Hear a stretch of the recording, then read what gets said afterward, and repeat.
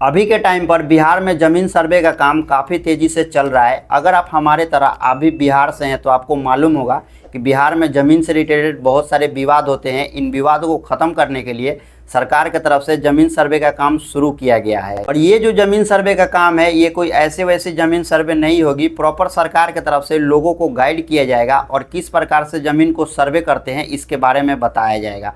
उसी के साथ जिसके ज़मीन अपने नाम पर है तो उसे क्या करने होंगे, जिनके ज़मीन बाप दादे के नाम पर या परदादे के नाम पर है उनको क्या करने होंगे। तो उन सारे केस में उन सारे लोगों को सर्वे कराना होगा और जो सर्वे टीम है उनका हेल्प भी करेगी सर्वे को अच्छे तरह से करने के लिए। और जब सर्वे हो जाएगा तो प्रॉपर सर्वे का पेपर बनाकर, नक्शा बनाकर और ज़मीन को जो करेंट लोग हैं, जैसे कि ज़मीन पर जो लोग अभी वास कर रहे हैं या रह रहे हैं, उन लोगों के नाम से पेपर को बना के देगी। तो दोस्तों, सर्वे से रिलेटेड यूट्यूब पर हज़ारों वीडियो आपको मिल जाएंगे। बहुत ऐसे वीडियो हैं जिसमें जानकारी सही भी दिया गया है और गलत भी दिया गया है। बेहतर जो जानकारी है वो सर्वे टीम जो आती है आपके पंचायत में या मौजा में, वही जानकारी आपको प्रॉपर सही देती है। उसी के साथ साथ यूट्यूब पर आप जो वीडियो देख रहे हैं तो देख सकते हैं, अच्छी बात है, इससे कुछ आइडिया मिलता है हमें। लेकिन यूट्यूब पर जो लोग फॉर्म भरने के लिए और वंशावली बनाने के लिए जो तरीका बता रहे हैं, ये तरीका में थोड़ा सा कन्फ्यूजन है, लोगों को समझने में भी दिक्कत हो रही है। तो जो आपके पंचायत में ज़मीन सर्वे करने के लिए टीम आएगी और कैंप लगाएगी, वहाँ पर आप ज़रूर से विजिट करना और विजिट करके उनसे प्रॉपर जानकारी लेना, क्या डॉक्यूमेंट आपको अटैच करने हैं और क्या कुछ फॉर्म में, जैसे कि प्रपत्र 2 और 3(1) है, इसमें आपको क्या फिल करना है, कैसे लिखना है, सारे कुछ वो आपको गाइड करेंगे। तो हमारे ये वीडियो में इसी से रिलेटेड है कि प्रपत्र 2 और प्रपत्र 3 को कैसे फिलअप किया जाता है, जो कि सर्वे टीम से मैं भी सुना हूँ, उसी बिहाफ पर आपको भी बताने की कोशिश करूँगा। लेकिन उसके साथ साथ अलग अलग जो सर्वे टीम है वो अलग अलग जानकारी दे रही है। जानकारी लगभग सेम है, फॉर्म भी सेम है, सारे कुछ सेम है, लेकिन जो बोलने और समझाने का तरीका है अलग अलग टीम का अलग अलग है। तो मैं आपको कुछ बेसिक से जानकारी दूंगा और साथ में ये भी बताऊंगा कि प्रपत्र 2 और 3 को कैसे डाउनलोड किया जाता है, कौन से पेपर आपको सर्वे में देने होंगे, जो खुद के लिए ज़मीन से रिलेटेड और भी बहुत सारे जानकारी आपको इस वीडियो में देने वाले हैं। तो बने रहिए वीडियो में शुरू से अंत तक। मैं हूं इम्तियाज़, आप देख रहे हैं इम्तियाज़ यूट्यूबर। आइए दोस्तों, आज के वीडियो शुरू करते हैं। जब दोस्तों आप फॉर्म को डाउनलोड कर लेंगे और डाउनलोड करके प्रिंट निकाल लेंगे कुछ इस प्रकार से, जैसे मैंने कि तीनों पेज का प्रिंट निकाल लिया है, जो तीनों पेज मैंने आपको दिखाए। अब आपको एक चीज़ समझने वाली है इसमें, क्योंकि ये फॉर्म काफ़ी सेंसिटिव चीज़ है। जिस हिसाब से आप जानकारी देंगे उसी हिसाब से आगे आपका काम होगा। तो इस फॉर्म को भरते हुए काफ़ी ध्यान आपको रखने होंगे। तो इसमें भरने के लिए सबसे पहले आपसे पूछा जाता है राजस्व ग्राम। मतलब कि राजस्व ग्राम ये है कि जहाँ पर आप जिस ज़मीन का सर्वे कराना चाहते हैं उस जगह का यहाँ पर नाम लिखेंगे जहाँ पर आपके ज़मीन है। तो यहाँ पर आप उस ज़मीन का नाम लिख देंगे इस जगह में, ठीक है, राजस्व ग्राम की जगह में। उसके बाद थाना नंबर, तो इस जगह में थाना नंबर आपको लिख देना है। उसके बाद यहाँ पर पूछा जाता है हल्का नंबर, तो हल्का नंबर आपको पता है तो यहाँ पर लिख देंगे हल्का नंबर। उसके बाद पुलिस थाना कहाँ है, तो पुलिस थाने का जो जगह में पुलिस थाना होगा उस जगह का नाम यहाँ पर लिख देंगे। फिर यहाँ पर अंचल लिख देंगे। उसके बाद यहाँ पर ज़िला लिख देंगे। अगर आपको ये सब जानकारी नहीं पता है तो कहाँ मिलेगी, मैं आपको वो भी दिखा देता हूँ। जैसे कि आपने ज़मीन का ऑनलाइन रसीद कटवाए होंगे, जो कि चालान होता है ज़मीन का, प्रॉपर्टी टैक्स का, आप कटवाए होंगे। इसी पर आपको सारे डिटेल्स मिल जाएंगे। जैसे कि यहाँ पर आपको ज़िला मिल जाता है, फिर आपके ज़मीन जो हल्का होता है वो किस जगह में है वो भी मिल जाता है, जमाबंदी संख्या, भाग, पुष्ट संख्या, सब कुछ। ज़मीन किसके नाम से है वो भी आपको यहाँ पर शो हो जाता है। उनके पिताजी का क्या नाम है वो भी आपको यहाँ पर शो हो जाता है। उसी के साथ अंचल, मौजा, थाना, सारे कुछ, खाता नंबर, खेसरा नंबर, रकबा, डिसमिल, सारे कुछ यहाँ पर आपको इस चालान में मिल जाता है। उसी के साथ सालाना जो चालान का दर है, जैसे कि जिसको कहा जाता है लगान, तो लगान आपका कितना लगता है, तो लगान भी यहाँ पर आपको दे दिया गया है। जैसे कि साल का 10 रुपया ही लगान लगता है हमारा, लेकिन अगर आप इस टैक्स को भरने में लेट करते हैं तो आपको फाइन, पेनल्टी और इंटरेस्ट सारे कुछ जोड़कर आपको टोटल अमाउंट यहाँ पर शो होता है। तो ये वाले अमाउंट आपको नहीं लिखना है, ये जो आपके अमाउंट है सालाना दर, यही सिर्फ आपको इस फॉर्म में भरना है। तो आप ये चीज़ समझ गए कि आपको जो ज़मीन में जो मौजा, खाता डिटेल्स होते हैं वो आपको कहाँ मिलेंगे। तो ये वाले जो रसीद है इस रसीद में मिलेंगे। इस रसीद का भी काफ़ी महत्वपूर्ण काम है, ये भी आपको डॉक्यूमेंट के साथ अटैच करने होंगे। अब उसके बाद यहाँ पर नीचे आता है रियायत का नाम, हिस्सेदारों का नाम व अंश अगर कोई हो सहित एवं पिता का नाम। जो आपके ज़मीन है, जिस ज़मीन पर आप रह रहे हैं या खेती कर रहे हैं या और भी कोई अलग टाइप का ज़मीन है, जो भी ज़मीन है आप उसमें हिस्सेदार हैं तो आप यहाँ पर अपना नाम लिखेंगे। इसमें दो कंडीशन है, अगर ज़मीन आपके नाम पर है तो सिर्फ आप यहाँ पर अपना नाम लिखेंगे और उसके बाद पिताजी का नाम लिखेंगे। दोस्तों एक चीज़ आपको और बताना चाहूँगा कि जो आपके दादा परदादा के ज़मीन होते हैं या आपके पिताजी के ज़मीन है, उस ज़मीन को आप अपने नाम कराने के लिए ये फॉर्म को भर रहे हैं, तो अगर आपके पिताजी जीवित हैं तो आप यहाँ पर उनके ही नाम लिखकर ज़मीन के सर्वे करा सकते हैं।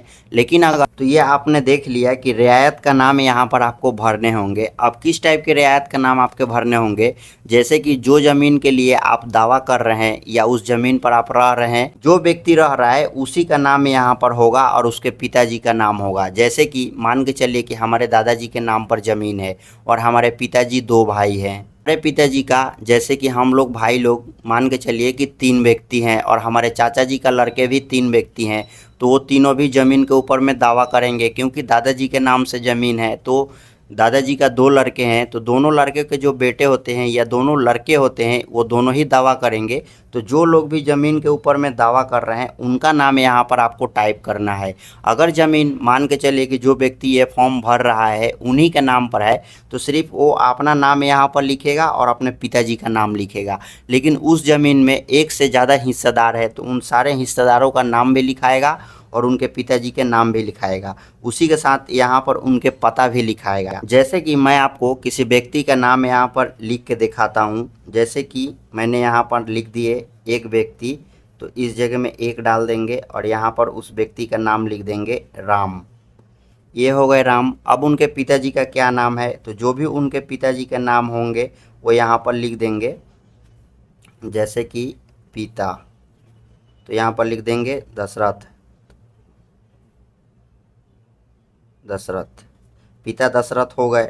जैसे कि राम के और भाई हैं और उस ज़मीन पर दावा कर रहे हैं तो उनके यहाँ पर नाम और भी लिख देंगे, साथ में पिता के नाम लिख देंगे। अगर ऐसे नहीं लिखना चाहते हैं तो मान के चलिए कि यहाँ पर आप नाम लिख दिए, फिर दूसरे कॉलम में भी नाम लिख दिए, फिर तीसरे कॉलम में भी नाम लिख दिए और यहाँ पर इस प्रकार के लाइन खींच के यहाँ पर पिता डाल देंगे और पिता डाल के यहाँ पर पिताजी का नाम लिख देंगे। मोटे मोटे तौर पर आपको यही चीज़ बता रहा हूँ कि जो व्यक्ति ज़मीन के दावा कर रहे हैं उनका है नाम यहाँ पर लिखा जाएगा और उनके पिताजी का नाम लिखा जाएगा। जैसे कि ये वाले जो फॉर्म है 3 व्यक्ति या 4 व्यक्ति के लिए सफिशेंट है, लेकिन अगर एक ही ज़मीन में 10-12 व्यक्ति हैं तो उनके लिए सफिशेंट नहीं है। तो इस प्रकार के और भी आप फॉर्म का प्रिंट निकाल लेंगे या जेरॉक्स निकाल लेंगे, उसमें भी आप फिलअप करके दे सकते हैं। उसके बाद जो भी व्यक्ति का नाम आपने यहाँ पर भरा होगा उनके अस्थाई पता यहाँ पर भरना होगा। जैसे कि अस्थाई पता आपको कहाँ मिलेगा, तो आपके जो आधार कार्ड हैं उसी आधार कार्ड का एड्रेस यहाँ पर आप टाइप कर देंगे। उसके बाद खाता नंबर इस जगह में टाइप करना है। ये वाले जो कॉलम दिया हुआ है इस जगह में आपको खाता नंबर टाइप करना है, जो भी खाता नंबर है। उसके बाद खेसरा, जो खेसरा नंबर है तो वो भी आपको, ये दोनों खाता नंबर और खेसरा नंबर, रकबा, ये सब आपको चालान रसीद पर मिल जाएगा जो आपने ऑनलाइन चालान पे किए होंगे अपने प्रॉपर्टी का, जो कि मैंने आपको पहले भी बताया है। उसके बाद यहाँ पर आपने खाता भर दिए, उसके बाद खेसरा नंबर भी भर देंगे। फिर रकबा, जो रकबा है ये आपको डिसमिल में लिखना है। जितने भी आपके ज़मीन है आपके उस रसीद पर ही मिल जाएगा कि कितने डिसमिल आपके ज़मीन है, उसी हिसाब से आप लिख देंगे। फिर आपको यहाँ पर चौहद्दी टाइप कर देना है, जैसे कि पश्चिम में कौन है, पूर्व में कौन है, उत्तर में कौन है और दक्षिण में कौन है, ये सब आपको यहाँ पर लिख देना है। उसके बाद ज़मीन का किस्म, किस किस्म का है, रहने के लिए है, खेती के लिए है, जो भी किस्म है आप इसको पता कर लेंगे और पता करके यहाँ पर आप ज़मीन के किस्म को डाल देंगे। उसके बाद यहाँ पर शेष को छोड़कर लगान, जो साल का चालान दर है वो कितना है, तो जैसे कि मैंने आपको बताया कि जो रसीद पर लिखा हुआ रहता है तो आप यहाँ पर लिख देंगे जितना भी होगा। उसके बाद जमाबंदी संख्या, तो जमाबंदी संख्या भी आपको उसी चालान पर मिल जाएंगे जो आप रसीद कटवाए होंगे, वो जमाबंदी संख्या को यहाँ इस जगह में टाइप कर देंगे। उसके बाद यहाँ पर आपको पूछा जा रहा है भूमि का दावा का अधिकार, जैसे कि आप उस ज़मीन पर रह रहे हैं और वो ज़मीन आपके बाप दादा का है तो रिहायशी ज़मीन है, तो यहाँ पर आप उत्तराधिकारी लिखेंगे। अगर वो ज़मीन आपको कहीं से दान में मिला है तो भी आप यहाँ पर जिस तरह से आपको ज़मीन की प्राप्ति हुई है वही चीज़ आपको यहाँ पर लिख लेना है। उसके बाद उस ज़मीन में और भी कोई है जो कि अभियुक्त अगर कोई हो जो कि आपसे कहता है कि नहीं ये मेरा है वो है वो है, तो बहुत तरह के आप वो भी यहाँ पर लिख सकते हैं। अगर ये आपको समझ नहीं आता है तो आप इस कॉलम को इसी प्रकार से छोड़ देंगे। उसके बाद जब ये आप सारा डिटेल्स को भर लेंगे, फिर यहाँ पर जो रियायत हैं, जो लोग भी ज़मीन के दावा कर रहे हैं, जिनके भी नाम यहाँ पर आपने लिखे हुए हैं, वो यहाँ पर पहला व्यक्ति अपना साइन करेगा, आधार कार्ड के नंबर देगा, फिर मोबाइल नंबर देगा। फिर अगर दूसरा व्यक्ति है तो वो भी अपना साइन करेगा, आधार नंबर देगा, मोबाइल नंबर देगा। आधार नंबर लिखना ज़रूरी है, उनके मोबाइल नंबर भी लिखना ज़रूरी है, ताकि कोई भी डाउट हो जो अधिकारी इस फॉर्म को चेक करेगा तो आपको कॉल करके आपको बुला लेगा और अच्छे प्रकार से आपके काम कर देगा। तो ये चीज़ आपने भर लिए, सारे का आधार कार्ड, मोबाइल नंबर और यहाँ पर साइन चाहिए। अगर वो साइन करना नहीं जानते हैं तो अंगूठे का भी निशान लगा सकते हैं। ये चीज़ मैंने आपको बता दिए हैं। अब आता है दूसरा, तो चलिए इसको साइड में रखते हैं। ज़मीन अगर आपके बाप दादे का नाम पर है, अगर आप ये वंशावली नहीं भरते हैं तो भी आपके काम नहीं होंगे। जैसे कि सबसे पहले वाला जो कॉलम दिया हुआ है, तो इस जगह में आपको अपना अंचल लिख देना होगा। उसके बाद आप किस ज़िले का हैं वो यहाँ पर लिख देंगे। उसके बाद यहाँ पर देखिए 1 2 3 तीन ही व्यक्ति के लिए ये फॉर्म दिया गया है। अगर 3 व्यक्ति हैं तो उनके लिए सफिशेंट है। तो जैसे कि मान के चलिए कि आपकी ये ज़मीन आपके दादा का नाम पर है या परदादा का नाम पर है, तो यहाँ पर जिनके भी नाम पर ज़मीन है उनके नाम यहाँ पर लिखेंगे। आप एक बात को ध्यान रखेंगे कि जो फॉर्म आपने प्रपत्र 2 भरे हुए हैं, जिनके नाम वहाँ पर लिखे हुए हैं, इस वंशावली में उनका नाम आपको नहीं लिखना है। जो आपसे पहले हैं उनके नाम लिखने हैं। जैसे कि दोस्तों मान के चलिए कि आपके जो ज़मीन है आपके दादा का नाम पर है या परदादा के नाम पर है, और वो आप अपने पिताजी के नाम पर ना करके आप अपने नाम पर कर रहे हैं, तो उस केस में जैसे कि आपके दादाजी का नाम पर ज़मीन है तो आप अपना पिताजी का नाम यहाँ पर लिखेंगे। जैसे कि इसको काट देंगे, श्रीमती को काट देंगे और यहाँ पर आप अपने पिताजी का नाम को लिखेंगे। फिर पिताजी का नाम लिख दिए, उसके बाद यहाँ पर ये पत्नी को भी काट देंगे, पुत्री को भी काट देंगे और यहाँ पर श्री जो आपके दादाजी का नाम है उनका नाम यहाँ पर लिख देंगे। उसी के हिसाब से अगर आपके चाचा हैं तो आप अपने चाचा का नाम यहाँ पर लिख लेंगे, जो कि प्रपत्र 2 में अपने आप चचेरा भाई का भी नाम दिए होंगे उस ज़मीन में हिस्सा, तो आप अपने चाचा का नाम यहाँ पर लिख देंगे और यहाँ पर अपने दादाजी का नाम लिख देंगे। ठीक है, तो ये चीज़ मैंने आपको बता दी है कि जो व्यक्ति जीवित हैं उनका नाम यहाँ पर नहीं भरना है। जो मृतक हैं, जैसे कि जो आपको दर्शाता है कि आप किन के बेटे हैं, वो किन के बेटे थे, तो वंशावली उसी चीज़ के लिए बनाया जाता है। तो ये चीज़ आपको ध्यान रखेंगे। तो अगर कोई आपके बुआ है तो आप उनका भी नाम यहाँ पर लिख देंगे और गांव का नाम लिख देंगे। फिर इस जगह में थाना लिख देंगे, अंचल लिख देंगे, ज़िला लिख देंगे और आपकी क्या जाति है वो जाति लिख देंगे। उसके बाद यहाँ पर आपको देखिए कुछ डिटेल्स बताए जाते हैं। यहाँ पर आपको बताया जाता है कि ने भूमि जिसका विवरण के आवेदन के संकलन प्रपत्र 2 में अंकित हो, स्वर्गीय जो आपके दादाजी हैं, ज़मीन उन्हीं का नाम पर है और वो दुनिया में नहीं है, तो उनका नाम इस जगह में लिखेंगे। उनके पिताजी का नाम लिखेंगे, यहाँ पर उनका गाँव लिखेंगे। उसके बाद राजस्व ग्राम अंचल जमाबंदी संख्या इस जगह में लिखेंगे। यहाँ छोड़कर आप इस जगह में भी लिख सकते हैं। खेसरा संख्या, रकबा यहाँ पर आप लिख सकते हैं। उसके बाद लगान, उत्तराधिकार वो आप यहाँ पर लिख सकते हैं। लिखने के बाद जो भी व्यक्ति ज़मीन के ऊपर में अधिकार के लिए नाम दिया हुआ है, जैसे कि प्रपत्र 2 में, उन सारे व्यक्ति का हस्ताक्षर, और यहाँ पर अगर हस्ताक्षर करना नहीं जानते हैं तो अंगूठे का निशान ले लेंगे। दोस्तों यहाँ पर एक चीज़ मैंने आपको बताना भूल गया, जैसे कि ये जो दिए हैं स्वर्गवासी, जैसे कि मान के चलिए कि आपके जो दादाजी हैं या परदादाजी हैं जिनके भी ज़मीन आप अपने नाम करा रहे हैं, तो उनके मृत्यु का डेट यहाँ पर आपको मेंशन करना है इस जगह में। वो किस, अगर डेट याद है तो ठीक है, या कोई साल याद है तो आप यहाँ पर उस साल का नाम लिख सकते हैं और उसके बाद उसका नाम, उनका नाम लिखेंगे और पिताजी का नाम लिखेंगे। तो ये चीज़ आपको ध्यान रखना होगा। उसके बाद ये तो आपने भर दिए। अब आता है इसके बाद और एक फॉर्म आता है, जैसे कि आप ये वाले फॉर्म हो गया प्रपत्र 3-1। जैसे कि हमने प्रपत्र 3-1 भर दिए हैं। अब हम वंशावली में जो जो नाम प्रपत्र 2 में दिए थे वही नाम यहाँ पर देंगे। तो रियायत का नाम, तो रियायत का नाम जो नाम आपने दिया था वहाँ वो आप यहाँ पर डाल देंगे। फिर उनके पिताजी का नाम डाल देंगे। उसी प्रकार से जितने भी व्यक्ति हैं जो प्रपत्र 2 में आपने भरे हुए हैं तो उनका नाम यहाँ पर डाल देंगे, उनके पिता का नाम यहाँ पर डाल देंगे, अस्थाई पता आप यहाँ पर डाल देंगे।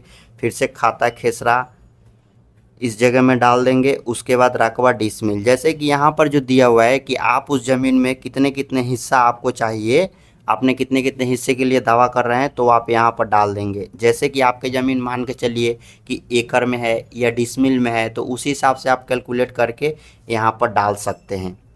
उसके बाद चौहद्दी भी डाल देंगे कि आपके ज़मीन के पूरब में कौन है, पश्चिम में कौन है, उत्तर में कौन है, दक्षिण भी कौन है, और यहाँ पर जमाबंदी संख्या भी डाल देंगे।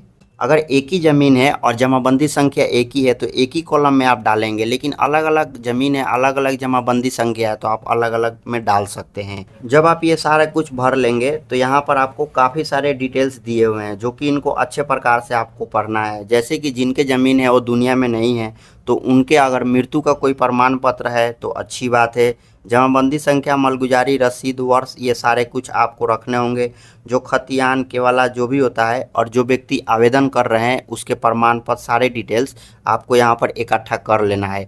जितना हो सके ज़्यादा से ज़्यादा डॉक्यूमेंट अपने ज़मीन का वो आप अटैच करिएगा, क्योंकि ऐसे नहीं करना है, नहीं तो आपको हो सकता है कि दिक्कत आ जाए। तो सारे डॉक्यूमेंट आप अटैच कर देंगे। जो रसीद होता है, आधार कार्ड, वोटर कार्ड के जीरोक्स होता है, वंशावली होती है, वो सारे कुछ आपने अटैच कर दिए। उसके बाद यहाँ पर जो भी व्यक्ति हैं आवेदक करता, उनका साइन कर देना है। साइन करने के बाद इसी के जस्ट पीछे में आप यहाँ पर एक मोटे मोटे वंशावली बना लेंगे। जैसे कि वंशावली कैसे बनाया जाता है, चलिए मैं वो भी आपको दिखा देता हूँ। तो यहाँ पर इस हिसाब से लाइन खींचिएगा। आपने लाइन खींच दिया। अब ये वंशावली बना रहे हैं। जैसे कि ये ज़मीन आपके दादाजी का नाम पर है, तो यहाँ पर आप अपने दादाजी का नाम लिख देंगे, स्वर्गीय लिख देंगे, ठीक है। अब आपके पिताजी और चाचा जी मिला के 2 भाई हैं, तो यहाँ पर आप 2 बना देंगे, ठीक है जी। इस प्रकार से आप वंशावली बना लेंगे मोटे मोटे करके। और यहाँ पर आप अपने पिताजी का नाम लिख लेंगे। उसके बाद आप अपने चाचा जी का नाम लिख लेंगे। अब आप लोग कितने भाई हो वो आप यहाँ पर टाइप कर देंगे। जितने भी भाई बहन होंगे वो आपको टाइप कर देना है। आपके चाचा जी का कितना पुत्र और पुत्री है वो भी आपको यहाँ पर टाइप कर देना है और उनका भी नाम यहाँ पर लिख देना है। इस प्रकार से आपको कर लेना है, वंशावली बना लेना है मोटे मोटे करके। और वंशावली बना के इसी को अटेस्टेड करवा लेंगे हो सके तो। ये जानकारी मैंने आपको कंप्लीट नहीं दी हुई है, ये मैंने आपको मोटे मोटे तौर पर बताया है। लेकिन जो सर्वे का टीम है वो आपको गांव में आएगी सर्वे करने के लिए, वो आपको अच्छे प्रकार से जानकारी देगी। तो उनका बात को आप ध्यान से सुने और उन्हीं के अकॉर्डिंग फॉर्म को फिलअप करें। ये मैंने आपको डेमो के तौर पर ये वीडियो दिखाया है और कुछ बेसिक चीज़ बताने की कोशिश की है। सो गाइस, आई होप कि हमारी ये वीडियो आपको काफ़ी पसंद आया होगा। तो वीडियो को कर दीजिए एक लाइक, अपने दोस्तों के साथ शेयर करिए। हमारे चैनल पर नए हैं, चैनल को सब्सक्राइब करके बेल नोटिफिकेशन को ऑल प्रेस करिए। मिलते हैं एक और नए वीडियो में। इससे जुड़ा कोई डाउट है आपके मन में तो आप हमें कमेंट करके पूछ सकते हैं।